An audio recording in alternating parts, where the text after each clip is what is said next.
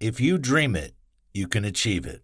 William Arthur Ward. The quote above and many others that have been spoken by wise men in the history of human beings point out the importance of visualizing an event before it occurs. Dream in the context of the above statement doesn't refer to the images and visuals you see when sleeping or taking a nap. Rather, this refers to the goals you plan to achieve in your life. The topsy-turvy nature of life makes it challenging for some people to have targets they intend to achieve. Some people would cite the example of the rumblings and shocking nature of the COVID-19 as a genuine reason you shouldn't make plans or set targets in life. Some individuals will say that life is just like the stock market. Nothing is certain. There isn't doubt that life can be volatile, such that you are never sure of what happens next. However, if you decide against setting targets and goals you intend to achieve within some periods, you are living your life based on speculations. It's not true that whatever will be, will be. You can decide what you want in life and accomplish it. There are many great examples of people who have achieved tangible success because they leveraged the power of visualization. You can become one of such people when you leverage the tips in this video course. The journey begins with what visualization is and ends with how you can succeed with it. Enjoy the ride.